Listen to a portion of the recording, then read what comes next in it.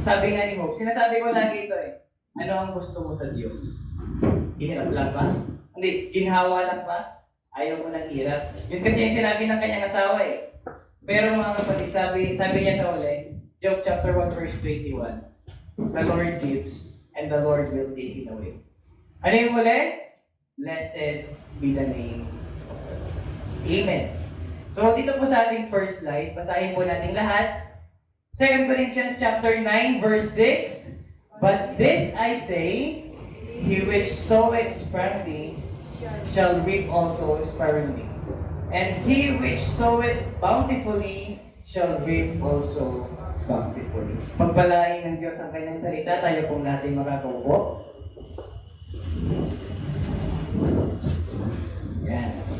So, ang aking teaching po is 7 slides, 6 slides lang po actually.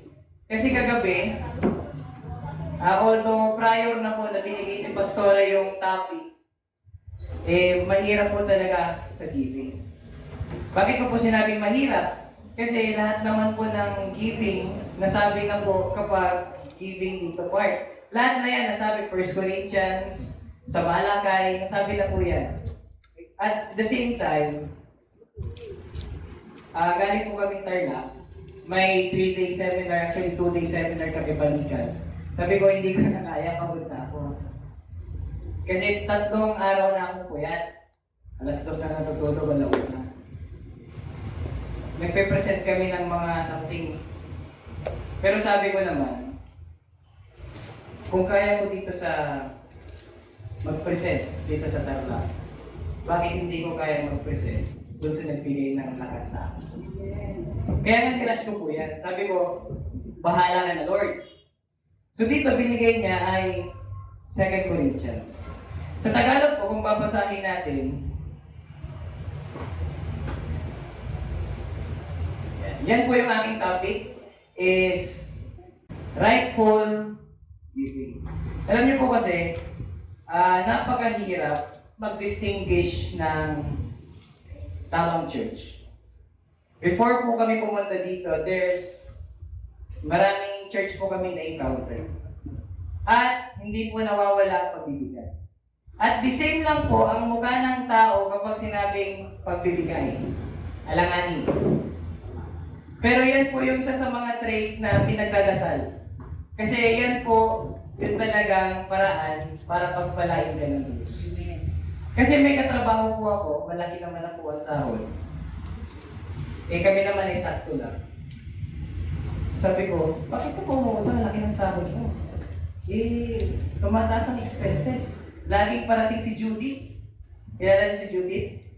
Pag malapit ang Judith ng kuryente. Judith po ang tawag doon. Diba? Kasi, sabi ko sa kanya, baka may kulang ka. Kagabi lang po sinabi ko. Baka may kulang ka. Ano yun? Baka hindi mo nabibigay yung para kay Lord. Siyempre, nakasan na lang yung loob. Kasi sabi, walk the talk. Baka may kulang ka, yung tithes mo. Kasi dati talagang nahihiya ako kapag sinasabi ko, bigay ka ng tithes mo. Uy, baka pinipirahan mo na. Sabi ko gabi, baka may kulang ka.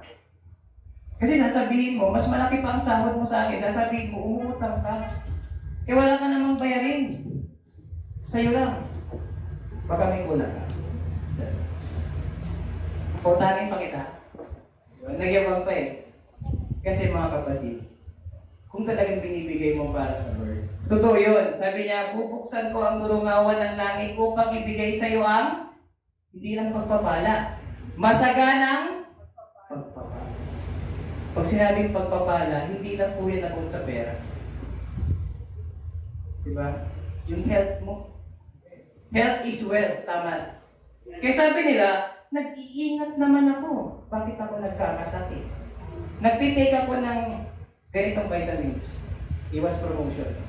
Nagtitake ako ng ganitong vitamins. Nag-ivermectin naman.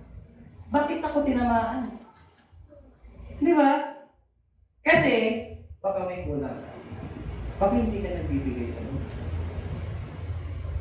Yun po yung rason eh. Kasi sabi nung, nagtataka din kami, bakit? Mayaman naman sila.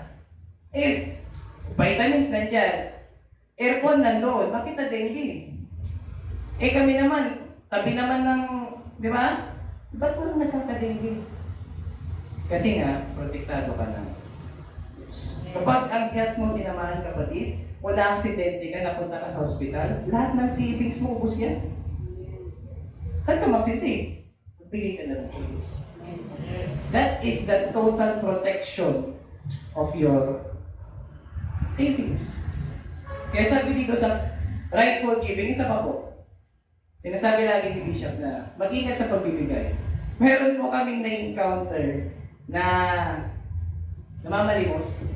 Sabi niya pula, may kasama, may gate. Dito yung kamay ng bulag. Hindi, dito yung bulag, ganito yung kamay dito. Tapos, tinesti ko kung bulag talaga. Dito ko nilagay. Nakuha.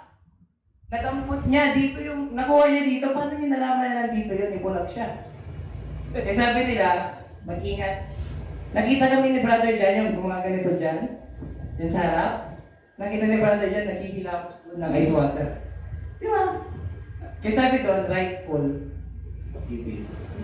The bottom line is, we need to choose the right church to give your tithes.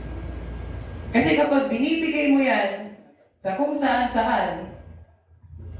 akala mo, nagbigay ka na-bless ka, syempre nagbigay ka. About giving kasi yan eh. Magandang magbigay. But sabi nga nila, be wise. Kasi sabi ni Apostol Pablo, di ba? Binigyan ka ng Espiritu ng Diyos. At matalino ka kasi nasa iyo ang Diyos. Ngayon, kapag hindi mo ginamit yan, diba? Wala. Kasi tatanggal na yung, anong tawag doon? Yung spiritual blindness mo. Kung babalikan natin ang nangyari kay Pablo, sabi niya doon, nabulag siya kasi talagang meron talagang sakit sa paningin si Pablo. Hindi yun gumaling. Nung na-encounter niya ang ating Panginoon, nawala ang kanyang vision. 3 days po siya na walang vision.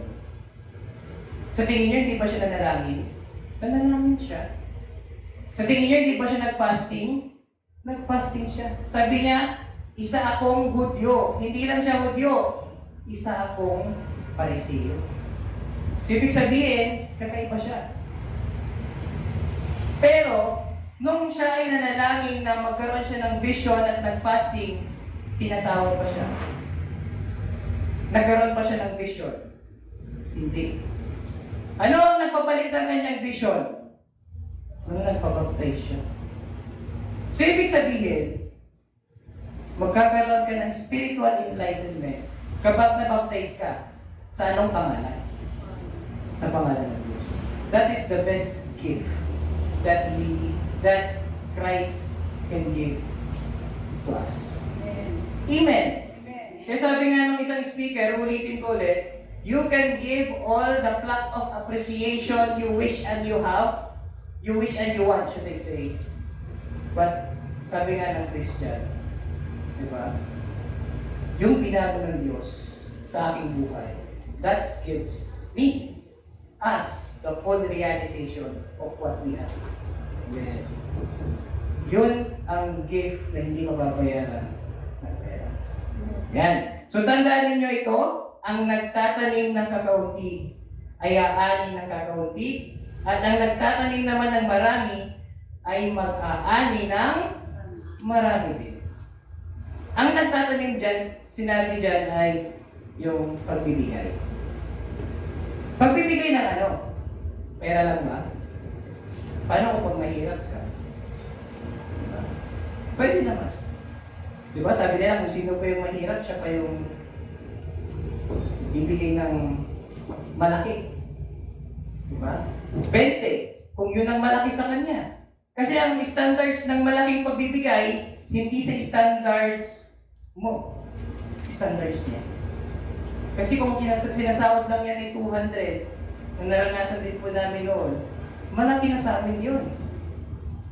Pero kung sinasahod mo naman ay 50,000, maliit na 1,000 sa iyo. Kaya sabi doon, tandaan ninyo, ang nagtatanim ng kakaunti ay aani ng kakaunti. At ang nagtatanim naman ng marami ay marami ang ani. Punta po tayo sa spiritual.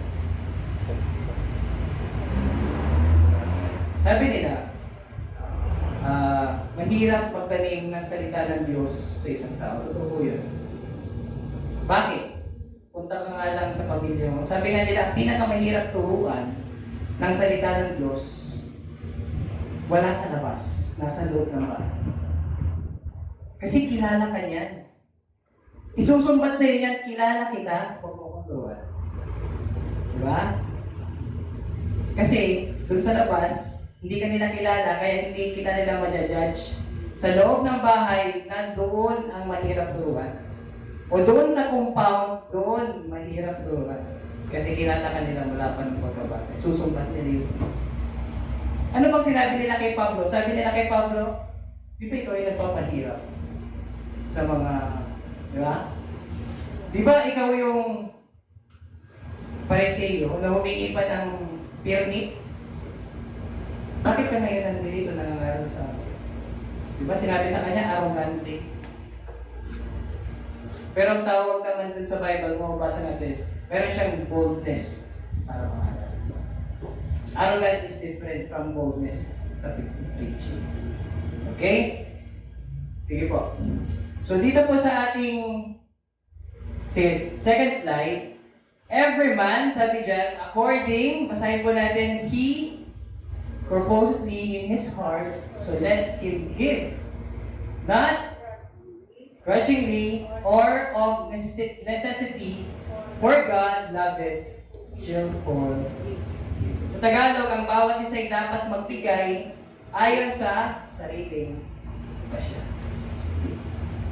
So, kung ano ibigay niya, bigay niya. Bigay niya. Diba? Huwag mong sabihin, 500 tayo ngayon ha. Lahat 500. May church po na gano'n. Naranasan po namin ng ganyan. Entrada ka pa lang, magbibigay ka na.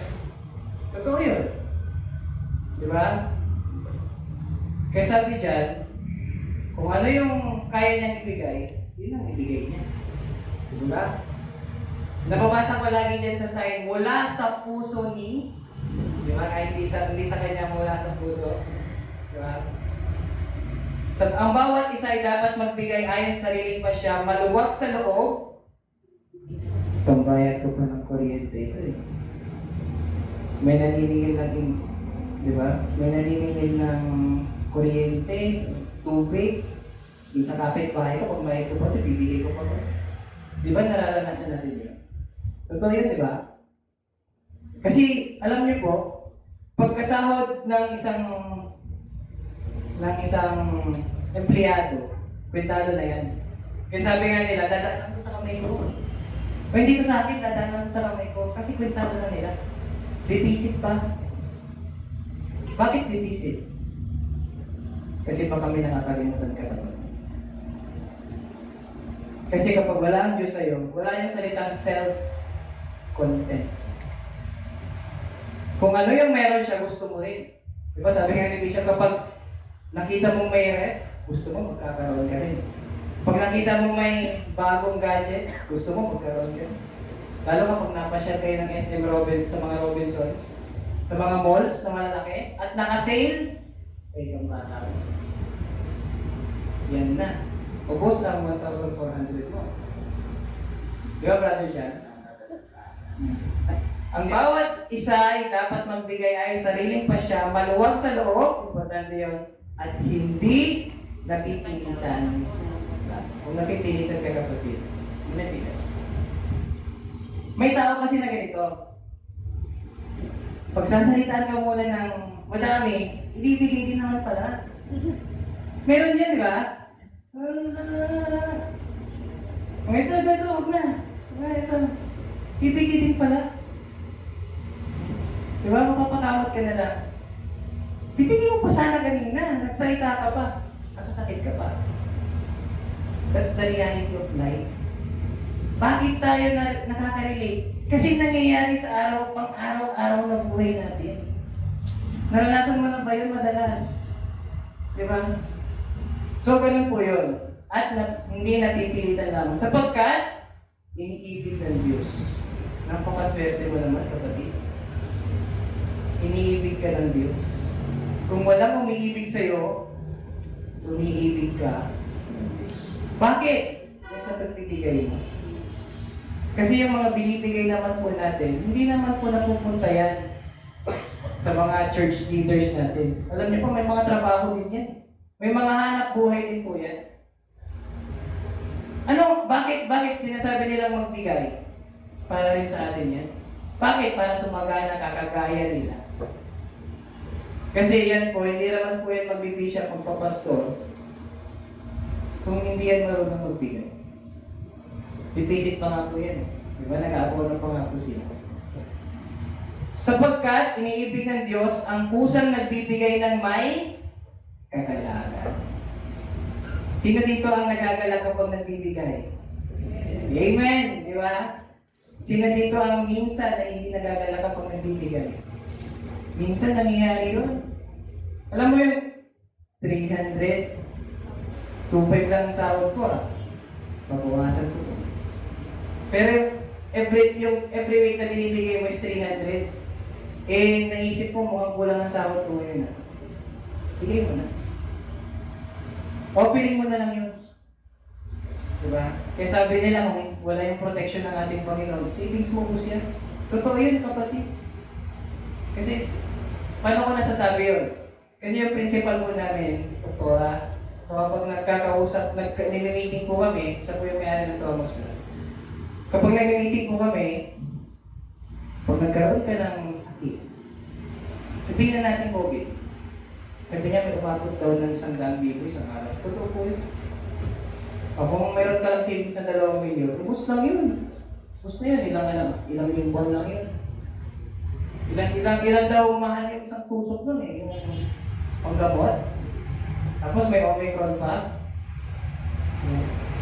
Sabi nila,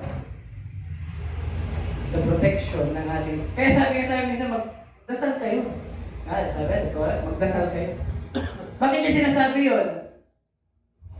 Kasi, kapag ang mahirap nagkasakit ng gano'n, hindi lang 50-50, 70-30 ang chance mo.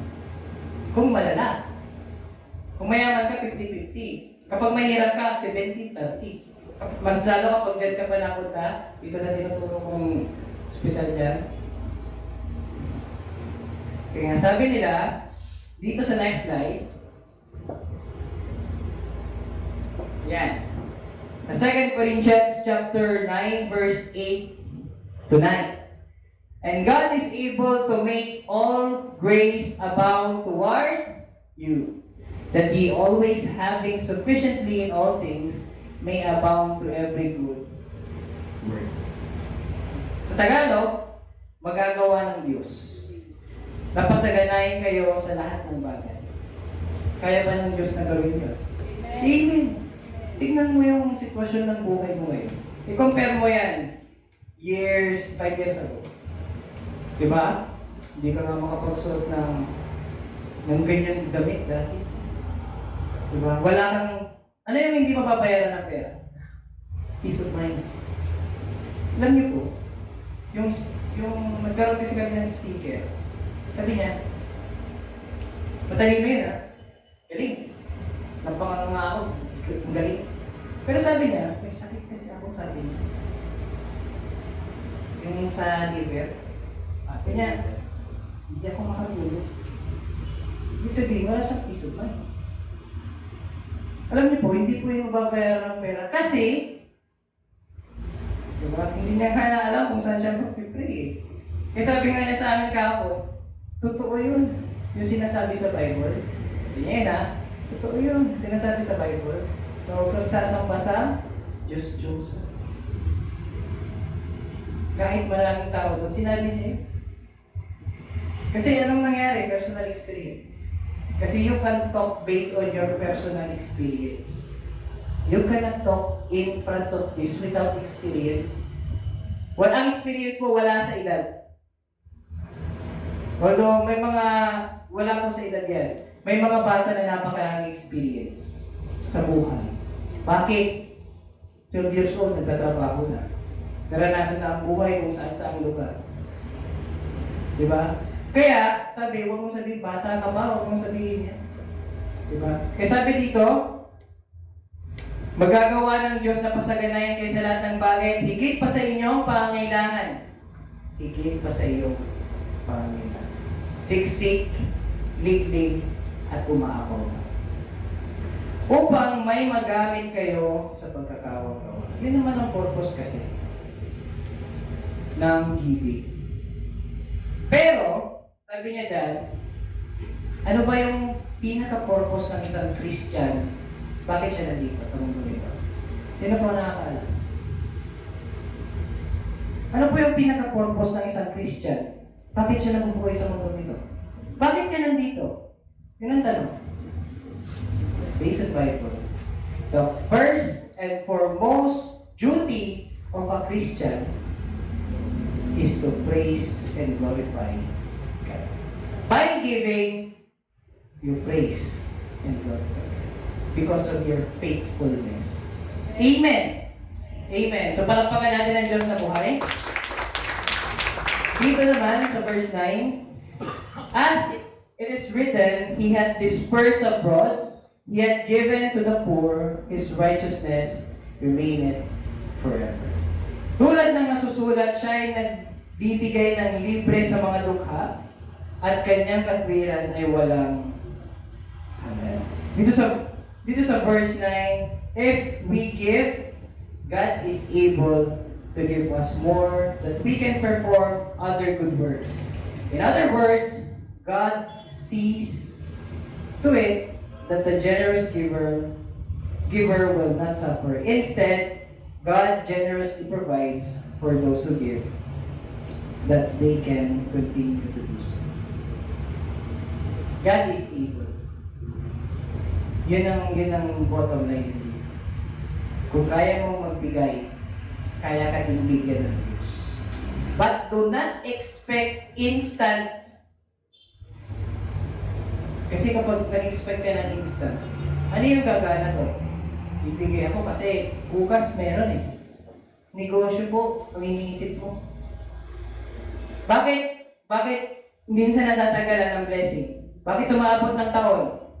Because faith is a substance of things. That's the evidence of things.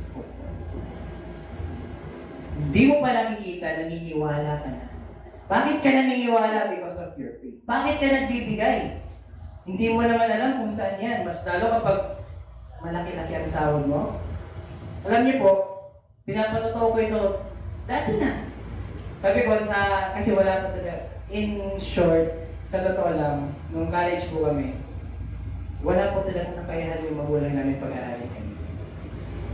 Sabi niya, kung hindi ka makatap, hindi ka magka-college. Kaya ako 3 beses na sa office. Sabi ko, kung hindi na ako magka-college kasi hindi na ako ready sa good moral. 2 beses eh. 1 beses pang ikot na yun. Sabi ko, napalitan yung principal. Lahat ng record wala. Pagkakataon. So, 4th year, syempre hindi ka magka-college. Anong gagawin mo? Mag-aral ka. Dumiskarte ka. Sa madaling sabi, mga kapatid, binigyan tayo ng pagpapala ng Diyos. Nakasingit. So, pag-apply ko ng scholarship, meron. After that, mga kapatid, tuloy-tuloy na yun. Nag-umpisa na ang scholarship ng 3,000. Ilan ang tax doon? 300. Hindi po, Lord, nag-pray pa ako na, Lord, dagdagan mo yung scholarship ko para, kasi free na po yung tuition, given na yun. Lord, dagdagan mo yung scholarship ko para mas malaki pang ibigay ko. Ngayon, nag-dinig ng Lord, 10,000. Ilan ang tithes nun? 1,000 lang yun, kasi sa totoo lang, kasi lang, hindi ko naman sasabihin na binigay ko agad. Mag-i-hesitant ka. Pero nang ginawa ko. Kasi nakakarinig na ako sa kanila mga kapatid ng ating bishop, diba ang ating mga pastor. Bigay mo. Binigay ko. At alam niyo po mga kapatid, yung 10,000 na yun, hindi na nag-double yun. Nakaraan taon. Masigit pa. Hindi ko na po sabihin yung price. Kaya ko na magbigay. Sabi nila, pero yan po ay pinag-giveaway. Kasi hindi mo yan agad mabibigay kung hindi ka nag-praise. Kung, alam niyo po mga kapatid, sa awa ng Diyos, di ba? Nakatapos din naman. At anong sikreto doon? Para lumaki yung scholarship mo. Bigay ka. Magbigay. At maging masipag ka lang. Kasi kahit nagbibigay kung hindi ka lang magsisipag. Sabi ni Santiago, faith without work is? Diba? Yan ang sinabi po ng mga dating religion po natin. The indulgence. Indulhensya. Pag nagbibigay ka, pupunta ka sa langit. Ang daming yung mga simbahan natin dyan. Ang gaganda, no? Sa poblasyon talaga. Indulgence. Alam niyo po, may kakilala po ako. Ang sinabi niya, kasi ganito yan. Kabisado ko na po yung linya. Pag nagbigay ka ng ube, malaki na po yun. Awa yung pa'y kamarumanan sa Gregorio, taon, ahon yung purgatorio. Uman! Diba? Totoo yun. Pero kapag hindi naman ube, hindi, wala pala pangalan yun. Kapag hindi naman ube, kapag tatlong ulo, blue! May pangalan, special ka eh. Ngayon, nagtanong, ang isang matalino. Sabi niya, kasi barkada niya yung priest. Sabi niya, Father, 10 taon ko lang pinagdarasal ang tatay ko sa purgatorio. Tatanungin kita, nasaan na ngayon ang tatay ko? Sino nakakaalam? Hindi niya alam, hindi niya sagot, di ko alam. Talagang sasabihin niya nasa langit, hindi naman niya alam kung nasa langit. Kasi sabi sa Bible, saan ang pupuntahan? Hell or heaven? Heaven or hell? 10 taon niya nang pinagdadasal sa purgatorio ng tatay niya. 10 taon na rin siya nagbibigay. Tanong niya, nasaan na po tatay ko? Hindi niya masagot. Hindi niya alam eh. Kasi wala po yung concept na yun. The concept of indulgence. Ano yung concept na meron tayo? Giving. Totoo yun. Kasi dyan nasusubukan ng faith. At dyan din nasusubukan ng yung resources. Diba? Sabi nga ni Bishop last time, your pocket is connected to your... Connected po yan. Kaya kapag ginalaw ito, mararamdaman ito. Next po.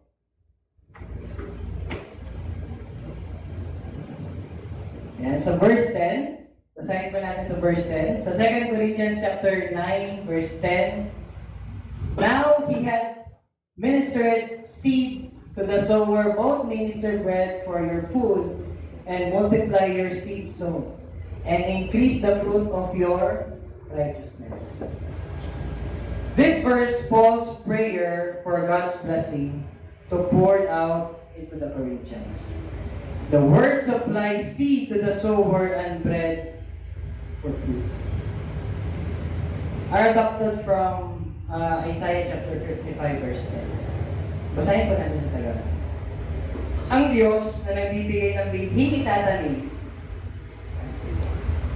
at tinapay na makakain, ang siya ring magbibigay ng inyong bibig. At magpapalago nito upang magbunga ng sagana ng iyong kabutihan. Ano yung bibig?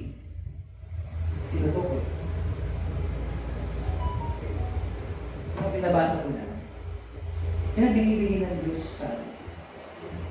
Kaya sabi nila, yung word na yan yung nag-i-increase ng ating faith. Kasi sabi mo, tumataas ang iyong pananampalataya, pero hindi ka naman nagbabasa ng Biblia. Ano yun? Sa English, ang tawag kong incongruity. Hindi siya tugma. Kasi sabi mo, nag-i-increase ang iyong faith. Hindi ka naman nagbabasa ng Bible. What is the best teaching of Paul? It is not His word. It is not His written. Diba? Yung mga sinulat niya, what is His best teaching? His life. Sabi niya, I am, diba? Pariseo ako. I am a Jew. Tinuli ako nung aking, diba ilang araw bago siya tinuli para maging Jew siya. Diba? Pero anong sabi niya nung huli? Lahat ng credential at resume ko, rubbish. Ano yun? Walang kabuluhan. May malupit pa doon na term eh. Walang kabuluhan. Anong sinabi niya? Nung nakilala ko ang Diyos, doon ko nakita. Kaya nga sinabi niya doon eh, sinimulan ko itong takbuhin na ito. May goal siya eh. So, ibig sabihin, doon pa lang nag-start ang kanyang race. Ano yung goal niya? The eternal life. Spiritually, what is your goal now? Hindi ko kapatao ka pa eh. Moral obligation. Kasi hindi ka naman puro pwedeng spiritual lang. Tao ka pa eh. Sasabihin ko, bakit ka dito? Ito yun. Diba? Salvation. Pero tao ka pa eh. Anong dapat yun gawin? Yung moral obligation mo. You need to become, Christ-likeness. Kasi hindi naman pwedeng magsasalita ka dito na follow what I say and do not follow what I do. Because time is, sabi nga sa school, ulit. Time is gold. Sinasabi lagi ng mga teachers, di mo, ma'am? Sinasabi nila yan, time is gold. Time is precious. Time past will never be regained. Kaya sabi ko, nung na-disgrasya po ako, sabi ko, salamat po. Kasi kung natuluyan ako doon, sabi na nakakita kasi, nangyayari na patay ka. Sabi kung natuluyan ako doon, hindi ko alam kung wala na. Kaya nga sabi doon, hanggat may time ka, this is your chance. Sabi nga ni Pastor Kenas ng kabataan, the salvation is now. Yung kaligtasan mo ay ngayon. Kasi di mo alam talaga kung anong mangyayari bukas. Mamaya, di mo alam kung anong mangyayari mamaya.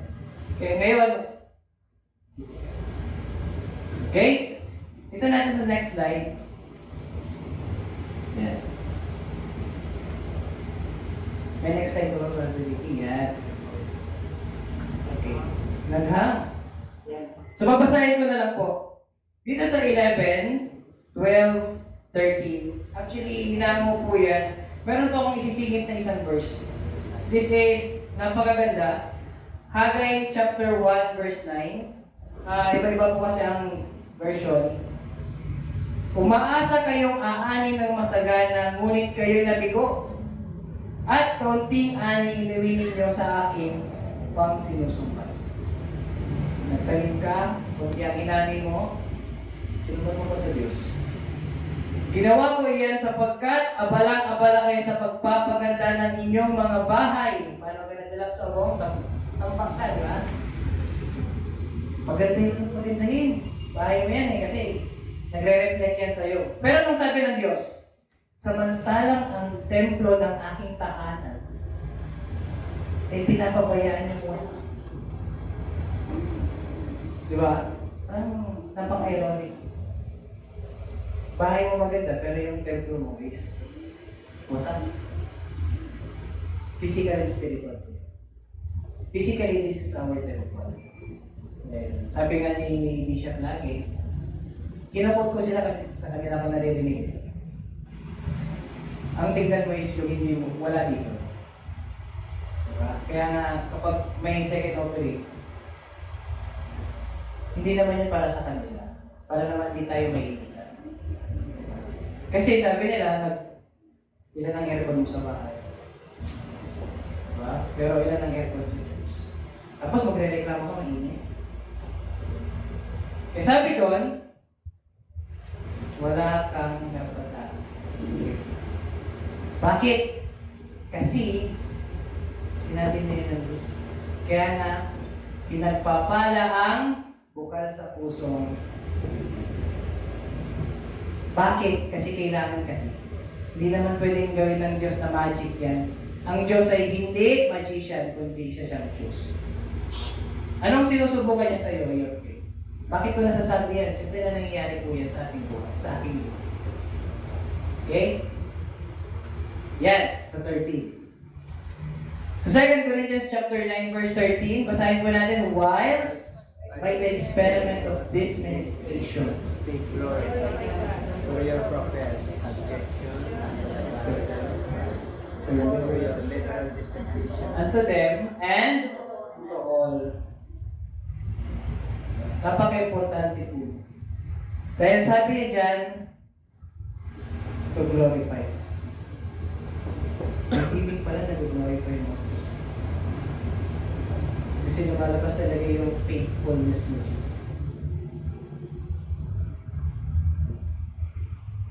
Yan. So, may naalala po kasi ako na dyan din. Kasi ang mahirap kasi is, mahirap ang buhay.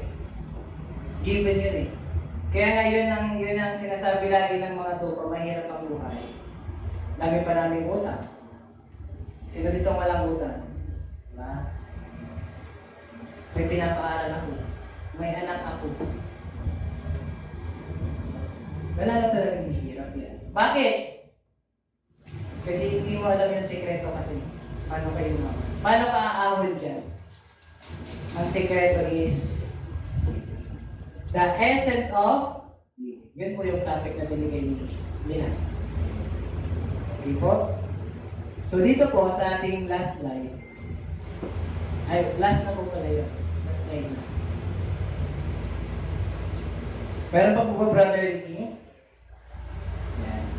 May 15 pa po yun eh. Yan. 14 and 15. Okay. And by prayer for you, which long after you, for the exceeding grace of God in you. Thanks be unto God for His unspeakable gift. What is the unspeakable gift that God gave us? Pera ba? Faith ba? Ano?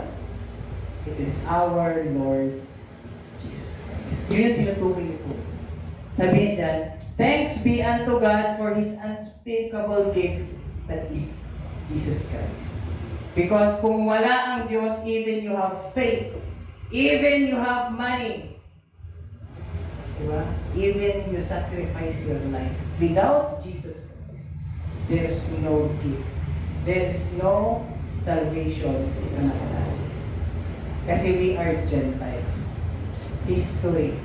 Check natin. We are Gentiles. Hindi tayo Jew. Pero dahil sa grace ng Lord, binigay niya yan. No? The unspeakable gift. The priceless. Kaya kung may pinapahalagan kasi yung buhay na masigit dyan, meron naman. Yung hindi pa tayo Kristo. Meron. Your family. Diba? Your positions in life. The 3 G's, alam niyo na po yun. But this unspeakable gift, Lord Jesus Christ. Ulitin ko po. That gives us the full realization of what we have. Purihin ng Diyos. So lahat po ay magsabi ng praise the Lord. Praise the Lord. Yan. So yun lang po ang aking may share. Yan. Maraming salamat.